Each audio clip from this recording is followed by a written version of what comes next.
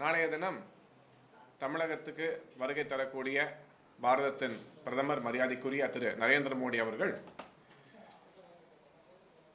பல்வேறு திட்டங்களை தமிழக மக்களுக்கு அர்ப்பணிப்பதற்காக ஒவ்வொரு முறை அவர் தமிழகத்துக்கு வரப்போதும் பார்த்தீங்கன்னா சென்ற வாரம் மதுரை வந்திருந்த போது எய்ம்ஸ் மருத்துவமனையை தமிழக மக்களுக்காக குறிப்பாக தென் தமிழகத்திலே உள்ள மக்களுக்கு ரொம்ப பயன்பெறும் விதமாக எய்ம்ஸ் ஆஸ்பத்திரி திறக்கப்பட்டது.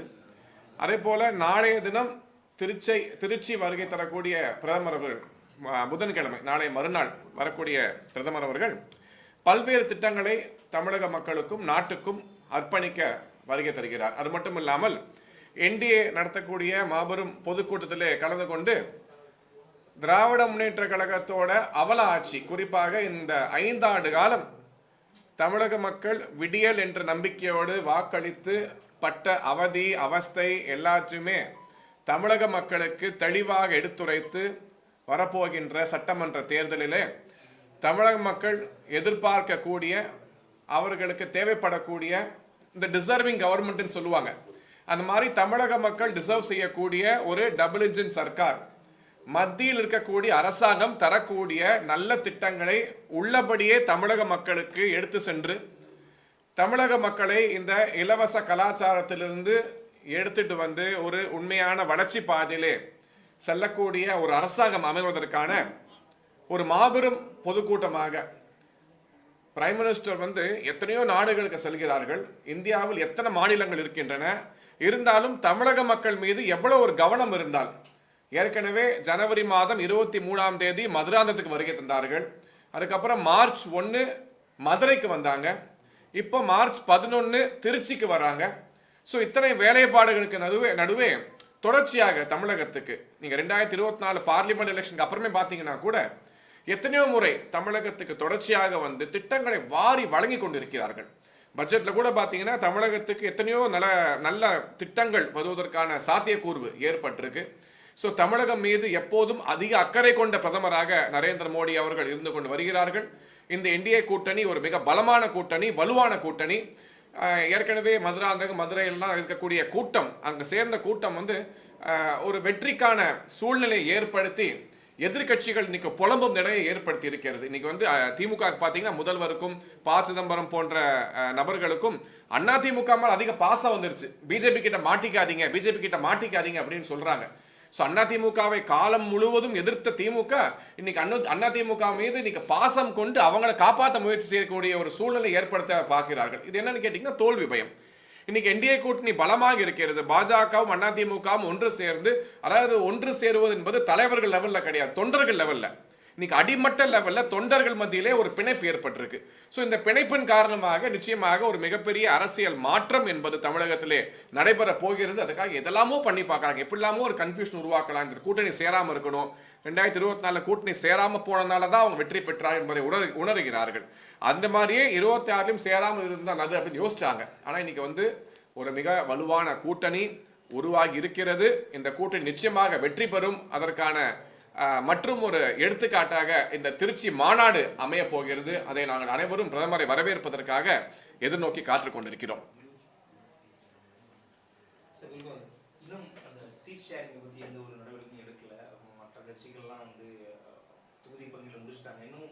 பிஜேபி அதிமுக அடியே அந்த தொகுதி பங்கு போய்க்க முடியல. ஏன்னா முடிச்சாதான் சீக்கிரம் தேர்தல் பண்ணி தர முடியும். எப்போ அதுக்கான நடவடிக்கை? திமுக கூட்டணியில நிறைய சிக்கல் இருக்கு, நிறைய பிரச்சனை இருக்கு. அதனால அவசரமா எல்லா முடிவு எடுக்க வேண்டிய ஒரு கட்டாயத்தில் இருக்காங்க. ஸோ எப்பயுமே இந்த தோற்கக்கூடிய கூட்டணி தான் அவசரப்பட்டு நிறைய முடிவுகள் எடுப்பாங்க. தேசிய ஜனநாயக கூட்டணியை பொறுத்தவரை ஒரு வெற்றி கூட்டணி. எங்களுக்குள்ள கன்ஃபியூஷன் கிடையாது. இந்த கொலாடி சண்டை மாதிரி காங்கிரஸ் திமுக மாதிரி கொலாடி சண்டை கிடையாது. கொள்கை ரீதியாக ஒன்று கூடியிருக்கிறோம். திமுக வீழ்த்த வேண்டும் என்று ஒன்று கூடியிருக்கிறோம். இங்க யாருமே பவருக்காக அடிச்சுக்கிட்டு அலைஞ்சுக்கிட்டு கிடையாது. எந்த கூட்டணி அமைத்து எந்த இடத்தில் யார் போட்டியிட்டால் வெற்றி பெற்று திமுக வீட்டுக்கு அனுப்ப முடியுமோ, தமிழக மக்களை மீட்டெடுக்க முடியுமோ, தமிழ்நாட்டை மீட்டெடுக்க முடியுமோ, அதற்கான ஒரு கூட்டணி. ஸோ எங்களுக்கு அவசரம் இல்லை, இன்னும் கோட் ஆஃப் கண்டக்ட் அறிவிக்கல, இன்னும் காலம் இருக்கிறது. அதற்கு முன்பாக இன்னும் செய்ய வேண்டிய வேலை நிறைய இருக்கிறது. ஸோ அதையெல்லாம் செய்து கொண்டிருக்கிறோம். நிச்சயமாக இன்னும் ஒரு மத்திய தலைமை, அதிமுக தலைமை எல்லாம் சேர்ந்து முடிவெடுத்து சீட் ஷேரிங் என்பது நடைபெற்று எந்தெந்த தொகுதியில் யார் போட்டியிடுகிறார் என்கின்ற செய்தி உங்களுக்கும் தெரியப்படுத்தப்படும்.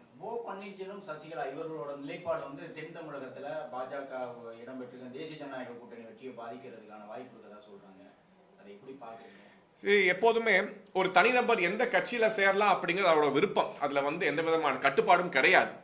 ஆனால் ஒரு முன்னாள் முதலமைச்சரோட நம்பிக்கையை பெற்று அவருக்கு தகுதி இருக்கிறதோ இல்லையோ ஒரு முதல்வராக அவரை அமர வைத்து அழகு பார்த்த இயக்கத்தை, கட்சியை, காலம் முழுவதிலும் திமுகவை எதிர்த்த ஒரு இயக்கத்துக்கு முதல்வராக இருக்கக்கூடிய, அந்த கட்சியிலிருந்து முதல்வராக இருக்கக்கூடிய வாய்ப்பை பெற்ற ஒரு நபர் இன்று வந்து பதவிக்காக, சுயநலத்துக்காக வெளியே சென்று இன்னொரு கட்சியில, குறிப்பாக முழுவதும் அவர் எதிர்த்த இயக்கத்தில் இன்னைக்கு உறுப்பினராக சேருகிறார் என்றால் அதற்கான விடை என்ன என்பதை மக்கள் அறிவார்கள். இன்னைக்கு வந்து சுயநலம் எவ்வளவு முக்கியமா ஒருத்தருக்கு ஆயிடுச்சுன்னு சொல்லி மக்கள் பார்த்து கொண்டு இருக்கிறார்கள். ஸோ இவருக்கான வெற்றியா தோல்வியா என்பதை நிர்ணயிக்க போவது காலமும் மக்களும். ஸோ காலமும் மக்களும் இதற்கான பதிலடியை திரு ஓ பன்னீர்செல்வம் அவர்களுக்கு நிச்சயமாக கொடுப்பார்கள். ஸோ அவர் திமுகவில் சேர்ந்தது அவருக்கு ஒரு மிகப்பெரிய சாபக்கேடாக அமைய போகிறது. பிரைம் மினிஸ்டர் இங்க வந்தாலே எலெக்ஷன் நேரத்துக்கு தான் வந்து பிரைம் மினிஸ்டர் இங்க வருவாரு, சும்மா சாதாரண விஷயத்துக்கு வரதில்லை. அது இல்லாமல் இவங்க கூட்டணி பெருசாக ஜெயிக்கிறதுக்கு இங்கே வாய்ப்பு இல்லை. நிறைய வந்தாலும் நிறைய பொய்கள் வந்து பிரைம் மினிஸ்டர் சொல்றாரு அப்படிங்கிறத சீஃப் மினிஸ்டரே சொல்றாரு.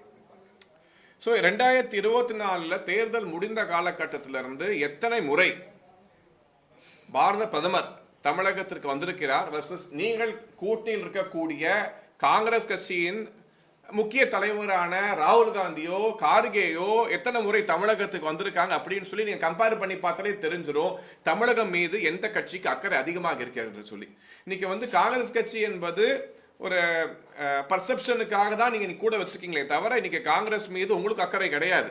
63 சீட்ல ஆரம்பிச்சு நீங்க 27 சீட்டுக்கு நீங்க வந்து கட்சி அடகு வைத்த நிலைமையில் தான் உங்களோட கூட்டணியில் இருக்காங்க. ஆனா பிரதமரை பொறுத்தவரை தமிழகம் மீது அதிக அக்கறை கொண்டு தொடர்ச்சியாக வந்துட்டு இருக்காரு. ஸ்கீம்ஸ் கொடுத்துட்டே இருக்காங்க. நீங்க வந்து தமிழகத்துக்கு வந்தாலும் வராவிட்டாலும் மத்தியில் இருந்தாலும் கூட திட்டங்கள் வரிசையாக இன்னைக்கு வந்து செமிகண்டக்டருக்கான புதுசா இன்னைக்கு பிளாட்ஃபார்ம் உருவாக்குறாங்கன்னா அதுல அதிகமாக பயன்பெறக்கூடிய ஒரு மாநிலம் தமிழகம். ஆனால் இங்க இருக்கக்கூடிய மாநில அரசாங்கம் அதை உள்வாங்கிக் கொண்டு மத்திய அரசாங்கத்தோடு இணக்கமாக செயல்படக்கூடிய சூழ்நிலையில இல்லை. அவங்களுக்கு அந்த மனநிலை இல்லை. ஸோ தமிழகத்துக்கு தேவை, அதனால தான் இந்த டபுள் இன்ஜின் சர்க்கார் தேவைன்னு சொல்றோம். டபுள் இன்ஜின் சர்க்கார் வரும்பொழுது மாநில அரசாங்கம் முழு ஒத்துழைப்பை மத்திய அரசாங்கத்துக்கு கொடுக்கக்கூடிய சூழ்நிலையிலே தமிழகத்துக்கான வளர்ச்சி என்பது, இளைஞர் மேம்பாடு என்பது அதிகமாக இருக்கும், பெண்கள் பாதுகாப்பு என்பது அதிகமாக இருக்கும். இதை உறுதிப்படுத்தக்கூடிய ஒரு சூழ்நிலை இருக்கிறோம்.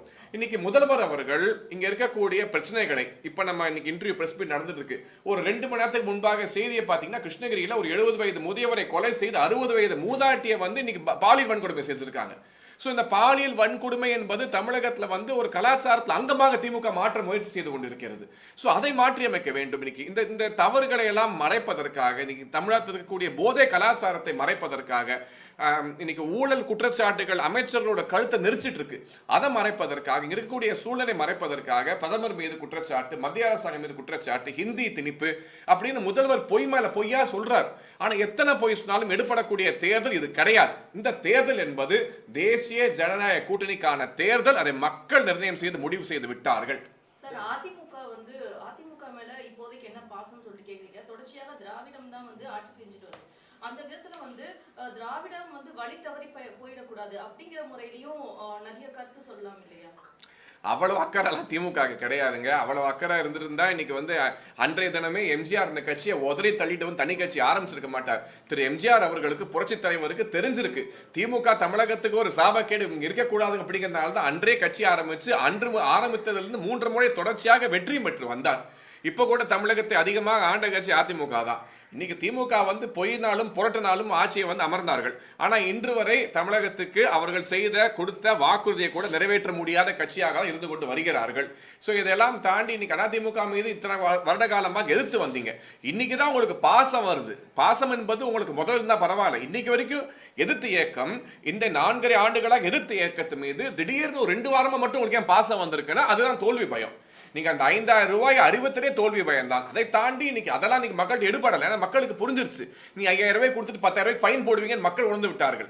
எப்படி மாசம் 1000 ரூபாய் கொடுத்துட்டு நீங்க கரண்ட் பில்லை ஏத்தி, பால் விலை ஏத்தி, பஸ் கட்டணத்தை ஏத்தி அந்த மக்களுக்கு வந்து 2000 ரூபாய் அதிகமா பில்லு போட்டீங்கன்னா 5000 ரூபாய் கொடுத்தீங்கன்னா 10000 ரூபாய்க்கு பில்லு போடுவீங்கன்னு மக்கள் முடிவு செய்து விட்டார்கள். ஸோ உங்க 5000 ரூபாய் எடுபடல. அதனால இப்போ வந்து அதிமுக பாஜக கூட்டணியை நீங்க வந்து எப்படி வந்து வலுவிழக்க வைக்கலாம் அப்படின்னு சொல்லி முயற்சிக்காக பேசுறீங்க. அதுவும் எடுபட போறது கிடையாது. நீங்க வந்து திமுகவை பொறுத்தவரை ஒரு டெட் வெயிட் தான் தமிழகத்துக்கு. ஒரு நாம்கேவாஸ் தேர்தலாக தான் நம்ம பார்க்கிறோம். ஏற்கனவே பிஜேபி வந்து அதாவது தேசிய ஜனநாயக கூட்டணி மக்கள் வந்து வெற்றி கூட்டணியாக முடிவு செய்து விட்டார்கள். அதை தாண்டி எலெக்ஷன் அப்படிங்கிறது நடத்த வேண்டிய ஒரு ஜனநாயக கடமை. அந்த கடமையாக தான் பார்த்து இப்போது எலெக்ஷன் நடக்க போகிறது. இப்போ திருமாவளவன் வந்து ஈரானுக்கு சப்போர்ட் பண்ணி வந்து பிரைம் மினிஸ்டர் சப்போர்ட் பண்ணல, இந்தியன் கவர்மெண்ட் சப்போர்ட் பண்ணல அப்படிங்கிற மாதிரி ஒரு தெரிவிச்சிருக்காங்க. எப்படி பாருங்க?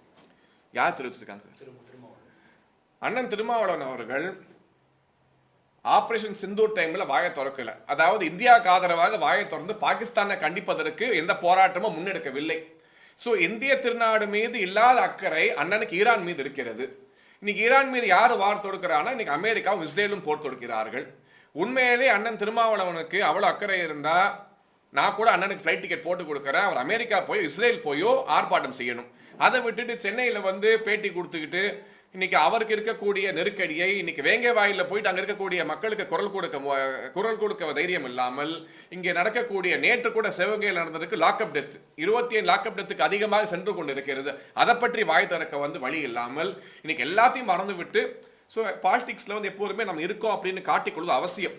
அவருடைய இருப்பை காட்டிக்கொள்வதற்காக இன்னைக்கு ஈரானை பத்தி பேசக்கூடிய நிலைமைக்கு தள்ளப்பட்டிருக்கிறார்கள். ஆனால் இந்தியாவில் இருக்கக்கூடிய இஸ்லாமிய சகோதரர்கள் அதாவது நாட்டின் மீது பற்று உள்ள உண்மையான இஸ்லாமிய சகோதரர்கள் கூட இந்த நடிப்பை நம்ப தயாராக இல்லை. இந்த நடிப்பு எடுபட போவதில்லை. அண்ணன் திருமாவாகட்டும் கமலஹாசன் ஆகட்டும் கதை வசனம் எல்லாம் சினிமாவோடு சரியே தவிர மக்கள் பார்வைக்கு உண்மையான அரசியலிலே அதெல்லாம் எடுபடாது என்பதை நீங்கள் புரிந்து கொள்ள வேண்டும்.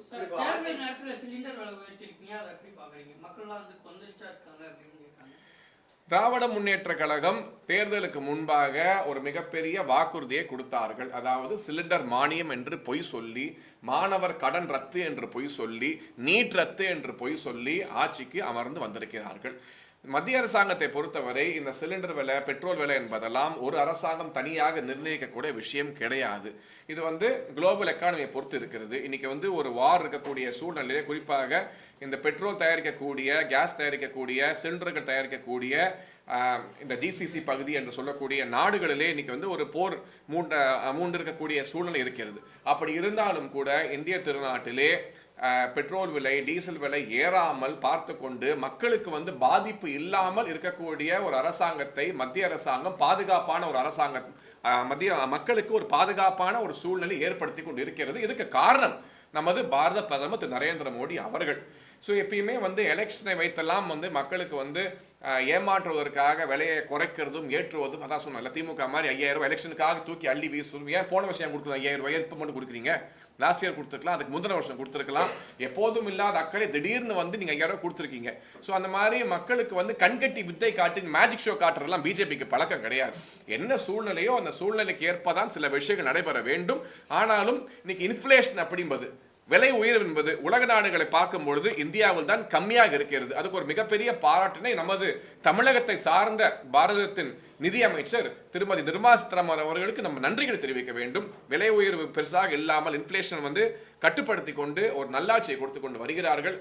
இந்த விலை உயர்வு என்பதை இல்லாமல் பார்த்துக் கொள்வது மத்திய அரசாங்கத்தோட தலையாய கடமையாக எடுத்து செயல்படுத்தக்கூடிய அரசாங்கம் மீது சொந்த பிரச்சனையும் மக்களுக்கு கண்டிப்பாக பாஜக தமிழக வெற்றி கழகம் சேர போறதா ஒரு தகவல் வருது. இன்னும் 2 நாள்ல அமித்ஷா போயிட்டு விஜய் சந்திக்க போறதா ஒரு தகவல் வருது.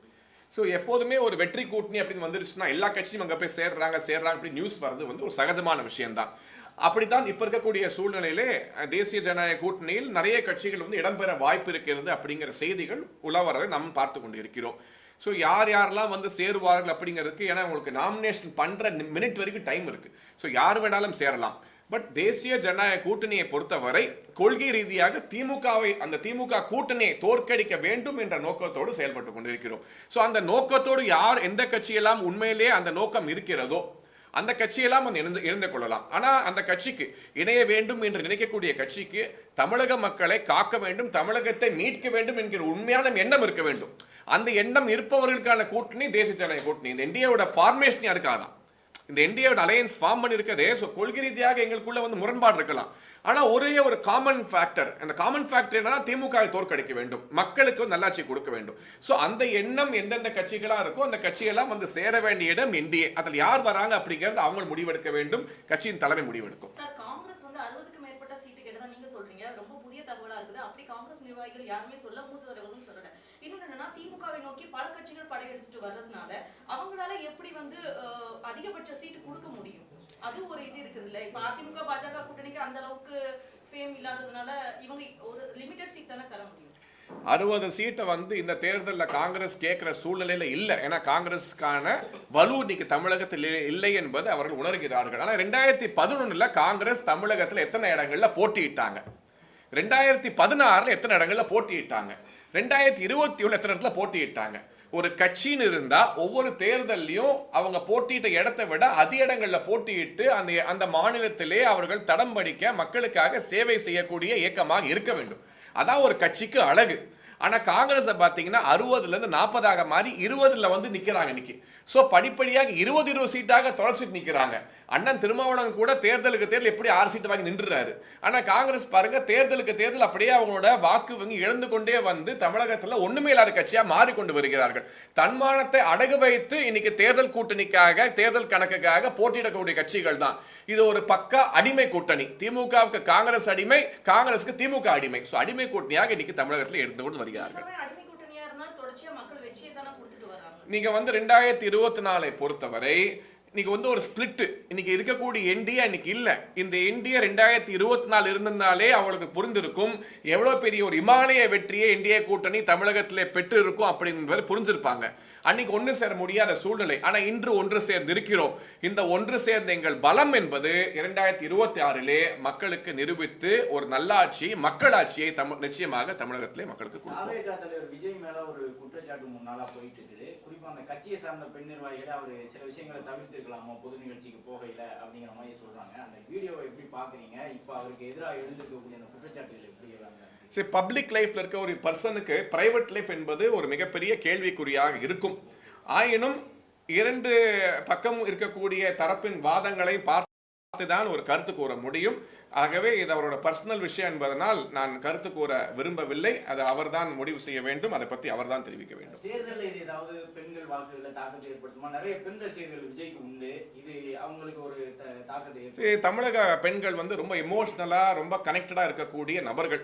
அப்படி இருக்கக்கூடிய பெண்கள் வந்து இந்த குற்றச்சாட்டுகளை பார்க்கும்போது நிச்சயமாக ஒரு மிகப்பெரிய பாதிப்பை ஏற்படுத்துவது நியாயமான விஷயம்தான். ஸோ இதற்கான பதில் என்ன என்பதை தாவேகாவின் தலைவர் தான் எடுத்து கூற வேண்டும். அதை அவர் எப்படி எதிர்கொள்ள போகிறார், எப்படி நடந்து கொள்ள போகிறார், அது வர்த்தில்லையா என்பதற்கான முடிவு அவர் கையில இருக்கு. அது அவர் தான் வந்து மக்களுக்கு வந்து ஒரு பெரிய ராஜதந்திரி அப்படிங்கிற கருத்தை நம்ம தொடர்ந்து பிரதமர் நரேந்திர மோடி அவர்கள் ராஜதந்திரி அப்படிங்கிறதான் சொல்றோம். அமெரிக்கா அதிபர் உள்ளிட்டவர்களுக்கு சரி சமமான உலக அரசியல பார்க்கப்படுறாரு. ஆனால் இப்போ சமீபமா காங்கிரஸ் ஒரு குற்றச்சாட்டு வந்துச்சு, ரஷ்யாவுக்கு இருந்து எண்ணெய் வாங்குறதுக்கான அனுமதியை கூட மோடி கிட்ட இவர் வழங்குற மாதிரி இருக்கு, ட்ரம்ப் வழங்குற மாதிரி இருக்கு. என்ன ஆச்சு நம்ம வெளியுறவு கொள்கை அப்படின்னு? 20% இந்தியாவோட ஆயில் நம்ம வாங்குவது ரஷ்யால தான் தொடர்ச்சியாக இன்று வரை இருந்து கொண்டு வருகிறது. எப்போதுமே நம்ம அதிகப்படியான எண்ணெய் என்பதை இந்த கல்ஃப் கண்ட்ரீஸ்லாம் வாங்கி கொண்டு வருகிறோம். ஸோ ரஷ்யாவில் வந்து இப்போதும் கூட நம்ம வந்து வாங்குவதை நிறுத்தவில்லை, வாங்குவதை குறைத்து கொண்டு இன்னும் அதிகப்படியான எண்ணெயை, ஏன்னா ஏற்கனவே நம்மளுக்கு வந்து கொடுத்தக்கூடிய நம்மளுக்கு எந்த கண்ட்ரியில் வாங்கினா நம்மளுக்கு விலை கம்மியாக கிடைக்குமோ, இந்திய நாட்டில் இருக்கக்கூடிய மக்களுக்கு பலன் அதிகமாக கிடைக்குமோ அந்த பாலிசி தான். முன்பெல்லாம் பார்த்தீங்கன்னா நமக்கு வந்து ஒரு அலைன்மெண்ட் இருக்கணும். நம்ம அலைன்மெண்ட் இப்போ கிடையாது, மல்டி அலைன்மெண்ட் பாலிசி. ஸோ இன்னைக்கு இந்தியாவுக்கு ஈரான் கூடயும் உறவு இருக்கு, இஸ்ரேல் கூடயும் உறவு இருக்கு, இன்னைக்கு இந்தியாவுக்கு ரஷ்யா கூடயும் உறவு இருக்கு, அமெரிக்கா கூடயும் உறவு இருக்கு, இந்தியா யுக்ரைனும் பேசுவாங்க, ரஷ்யாட்டும் பேசுவாங்க.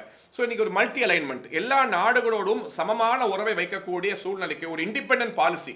ஸோ எந்த நாடும் இந்தியாவுக்கு டிக்டேட் பண்ண முடியாது, நீ யார்கிட்ட பேசணும் பேசக்கூடாது, நீ யார் கூட தொழில் பண்ணக்கூடாதுன்னு சொல்ல முடியாது. இன்னைக்கு இஸ்ரேல்கிட்ட டெக்னாலஜி இந்தியா வாங்குறாங்க, அக்ரிகல்ச்சருக்காக, வாட்டர் கன்சர்வேஷனுக்காக, ஸோ தண்ணீர் சேமிப்புக்கு, விவசாயத்தை பெருக்குவதற்கு இஸ்ரேல் டெக்னாலஜியை பாரோ பண்றோம். ஈரான்ல இருந்து ஆயில் வாங்குறோம். ஸோ 2 நாடுகட்டி வர்த்தகம் பண்றோம். ஸோ இந்தியாவுக்கு ஒரு multi alignment policy Narendra Modi அவர்கள் தலைமையிலே காங்கிரஸோட ஆட்சி காலத்துலாம் அப்படி பண்ண முடியாது. ஒரு அடிமையாக நம்ம வந்து இந்திய நாட்டை வந்து மாற்றி வைத்திருந்தார்கள். ஆனால் இன்று வந்து நமக்கு இண்டிபெண்டன்ட் பாலிசி, நம்ம ஒரு டெமோக்ரஸி, ஒரு பலமான நாடாக திகழ்ந்து கொண்டு வருகிறோம்.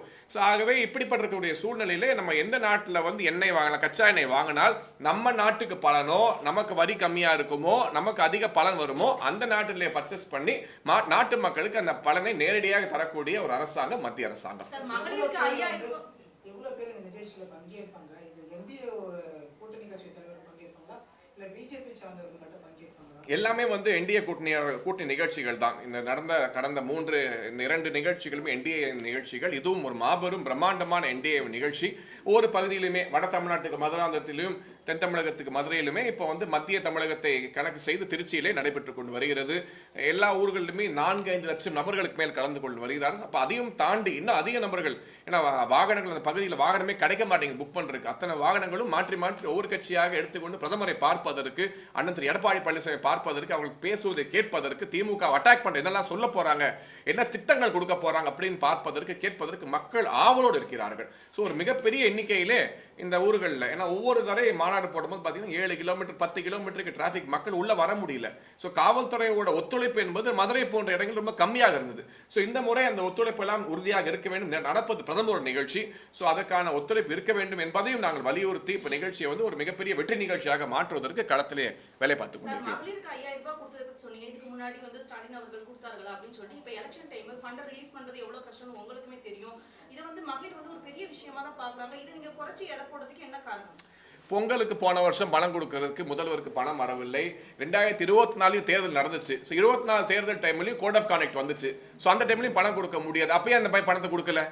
2024 டைம்ல இதே மாதிரி கோட் ஆஃப் கான்டக்ட் வச்சிருந்தாங்க. அப்போ 2024 கோட் ஆஃப் கான்டக்ட் டைம்லயும் மக்களுக்கு அவதிப்பட்டு இருப்பாங்க. அப்பயும் அவஸ்தை தான். அப்பயும் திமுக அரசாங்கம் தான். ஸோ திமுகனாலே மக்களுக்கு அவதி தான். ஸோ அப்ப மக்களோட அவதி உங்களுக்கு புரியவில்லை. ஏனென்று கேட்டால் அண்ணா திமுகவும் பாஜகவும் தனித்து போட்டியிட்டார்கள்.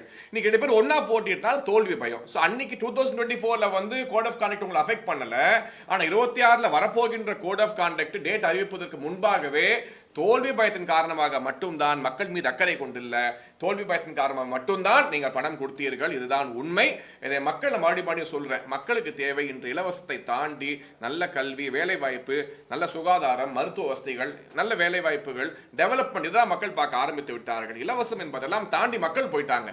ஸோ திமுக காரன் எவ்வளவு காசு கொடுத்தாலும் வாங்கிப்பாங்க, ஓட்ட போட மாட்டாங்க. மக்கள் தெளிவாக இருக்கிறார்கள். அவர்களுக்கு நல்லாட்சி, லாங் டேர்ம்ல வந்து செய்யக்கூடிய ஆட்சி, இளைஞர்களுக்கு மேம்பாடு, போதை கலாச்சாரத்துடன் விடுபட வேண்டும், பெண்கள் பாதுகாப்பாக நிம்மதியாக இருக்க வேண்டும் என்ற நோக்கத்துக்கு மக்கள் வந்து விட்டார்கள். ஸோ எத்தனாயிரம் பணம் கொடுத்தாலும் இதெல்லாம் ஈடு செய்ய முடியாது.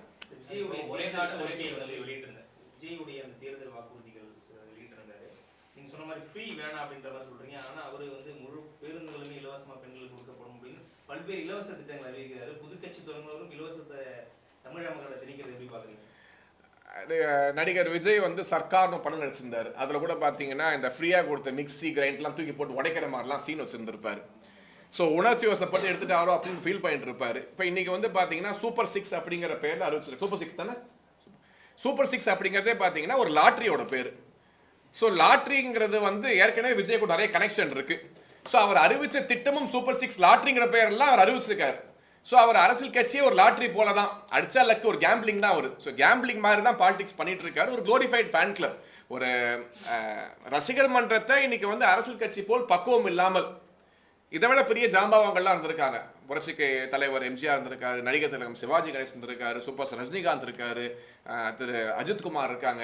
இவங்களுக்கெல்லாம் இன்னும் மிகப்பெரிய ரசிகர் பட்டாளம் இருந்தாலும் கூட அந்த ரசிகர் பட்டாளத்தை சரியான முறையிலே ஒழுக்கப்படுத்தி, ஒரு கட்சி நிகழ்ச்சியில கூட மக்களை ஒழுக்கப்படுத்தி அவர்களுக்கான பாதுகாப்பை உறுதி செய்ய முடியாத ஒரு இயக்கம் தமிழகத்தோட பாதுகாப்பை எப்படி உறுதி செய்யும்? ஒரு சின்ன ஒரு குழந்தையை தூக்கிட்டு வராங்க ஒரு மீட்டிங்க்கு, அந்த ரசிகரை கண்டித்து இந்த மாதிரி நடக்கக்கூடாது அப்படின்னு கூட சொல்ல முடியாத ஒரு தலைவர் எப்படி வந்து நாளைக்கு மக்களுக்காக குரல் கொடுப்பார் அப்படிங்கிற ஒரு கேள்வி எல்லாரும் மனசுலையும் இன்னைக்கு வந்து இருக்கு. அந்த ஒரு வீடியோ நிறைய பேர் பார்த்துருப்பீங்க. ஒரு சின்ன குழந்தைய வந்து தூக்கிட்டு இருந்திருப்பாங்க. அந்த குழந்தை கீழே கடந்து மிதிச்சிட்டு மேலே போறாங்க. ஒரு சின்ன குழந்தை, பெண் குழந்தை. ஸோ அப்படி வந்து ஒரு பக்குவம் இல்லாத ஒரு அரசியல் கட்சியாக இருந்து கொண்டு வருகிறார்கள். இன்னைக்கு வந்து அள்ளி வீசுறாரு. தாலிக்கு தங்கம் கொடுப்பாங்க உட்காந்து. ஆனால் ஒரு பவுன் அப்படிங்கிற ஒரு பவுனுக்கு எவ்வளோ விலை, ஒரு பவுன் விலை எவ்வளோன்னு கூட திரு விஜய் அவர்களுக்கு தெரியுமான்னு தெரியல. ஸோ அதுக்கு ஒரு பவுன் அள்ளி வீசுறாரு. இப்போ நீ 1000, 2000, அப்புறம் 2500 அப்படிங்கிறாரு. ஸோ இன்னைக்கு வந்து வாய்க்கு வந்த வாக்குறுதி அடிச்சு விட்டுருக்காரு. ஸோ ஒருத்தங்க வந்து ஜெயிக்க முடியாத முடிவாயிருச்சுன்னா என்ன வேணா சொல்லலாம். அந்த விதத்திலே இன்னைக்கு ஒரு ரெலவன்ஸுக்காக, குறிப்பாக அவர் மீது இருக்கக்கூடிய கரையை போக்குவதற்காக அன்னைக்கு வந்து மீடியா டென்ஷன் டைவர்ட் பண்றதுக்காக பேசியிருப்பாரோ அப்படின்னு தோணுது. இதெல்லாம் சீரியஸா பேசினாரான்னு தெரியல. சார், இப்போ ஒரே நாடு ஒரே தேர்தல் பேச்சே எடுக்காத நேரம் இந்த நேரத்தில் வந்து சிஎம் வந்து ஒரு ஸ்டேட்மெண்ட் கொடுத்துருக்காரு. என்னன்னா, இப்போ ஒரு நோய் நோயை குணப்படுத்துறதுக்கு அதை விட கொடுமையான ஒரு மருந்தை கொடுக்கறதுக்கு சமம் அப்படின்னு சொல்லி ஒரு ஸ்டேட்மெண்ட் கொடுத்துருக்கு. அதான் முதல்வர் அவர்கள் தற்போது தமிழகத்திலே இருக்கக்கூடிய அரசியல் சூழ்நிலையை மறைப்பதற்காக அவர் கையில் எடுக்கக்கூடிய ஆயுதம் பார்த்தீங்கன்னா ஹிந்தி எதிர்ப்பு, ஒரே நாடு ஒரே தேர்தல், இதெல்லாம் வந்து ஒரு காமன் டெம்ப்ளேட், திமுக டெம்ப்ளேட். அவங்க எப்படிலாம் டைவர்ட் பண்ணும் அப்படிங்கிறதுல ஜித்து கில்லாடிங்க அவங்க. ஸோ அதை தான் தற்போது செய்து கொண்டு வருகிறார்கள். இன்னைக்கு தமிழகத்திலே நிலவக்கூடிய பெண்களுக்கான எதிரான வன்கொடுமைகள், போதை கலாச்சாரம், இந்த வரிசையாக இருக்கக்கூடிய ஸ்கேண்டல், அதாவது கரப்ஷன் ஸ்கேண்டல், இன்னைக்கு பகுதி நேர ஆசிரியர்கள் போராட்டம், செவிலியர்கள் போராட்டம், தூய்மை பணியாளர்கள் போராட்டம், ஒவ்வொரு கவர்மெண்ட் ஸ்டாஃபாக ரோட்ல இறங்கி இன்னைக்கு போட ஆரம்பிச்சிட்டாங்க திமுக எதிராக. எந்த கவர்மெண்ட் ஸ்டாஃப்லாம் பேக் பண்ணி இன்னைக்கு ஆட்சிக்கு வந்தாங்களோ அதே கவர்மெண்ட் ஸ்டாஃப் திமுக எதிராக போயிட்டாங்க.